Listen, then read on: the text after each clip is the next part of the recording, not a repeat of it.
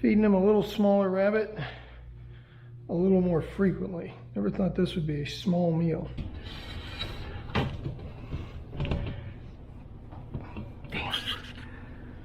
There is the creech. The creech.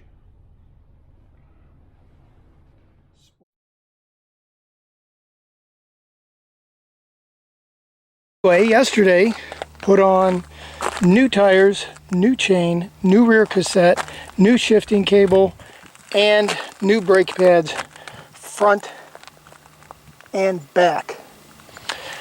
Went with Maxxis tires like I had before. Those are the best. They last the longest. They're just the best. Period. There is none better, in my opinion. DHR2 in the back, DHF in the front. 29 2.4 in the back, 29 2.5 in the front. A good tire. That's its insignia there. It's got the black Maxxis against the gum wall sidewall. It's got some really good tread. And my experience is with Maxxis, those treads will last a long time. I'm doing about 400 to 500 miles a month, both in the desert and on the street. And I can typically get easily over 4,000 or 5,000 out of a front tire, and a good 3 or better out of the back before I actually have to change it. Have to and want to, two different things. So you see the insignia on the front, Minion DHF, 29 by 2.5.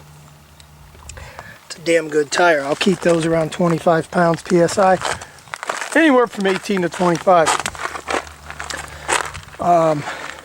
Got a new chain. It's not the Shimano or the SRAM. It's the chain company XCT, I think. I'll have to look it up. I forget the exact. I actually researched it. Lots of different technology in chains. It's worth looking up. There's a lot of differences. Got a new rear cassette because the old one had mated to the other chain because of supply shortages and all that.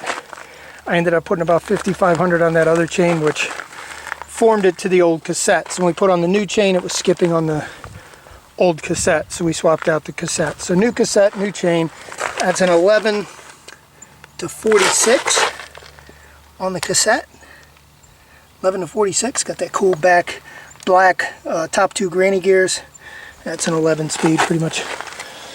You know, same as what came with the bike. Put a new shifter cable on.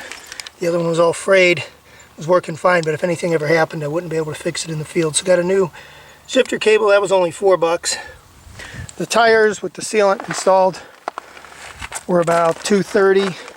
They're about 100 a piece plus sealant plus install. The cassette was $85, you know, plus tax. So let's call that $93 for the cassette, about $55 for the chain, $230 for the tires, $20 for the shifter cable. Actually, about $15 for the shifter cable installed, and about $60 for the brake pads installed, front and back, and those old ones were really worn out.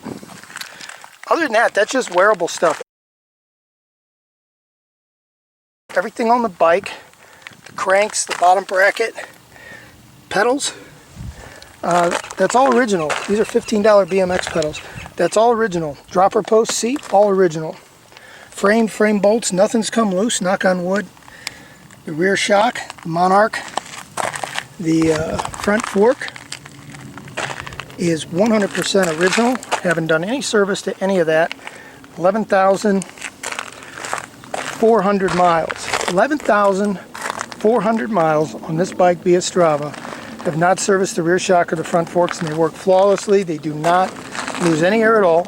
And I'm a 210 pound, 6'2", 6'3" rider.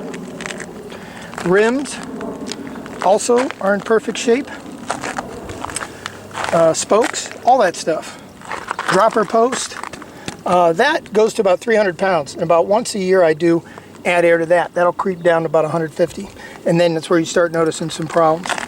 Other than that, from inspection, the frame looks to be holding up really well. You said handlebars, of course, they're original. The stem, the bearings, I have not tightened or done anything to these, and there's been no looseness in the steering head. Again, 11,400 miles of mountain bike riding.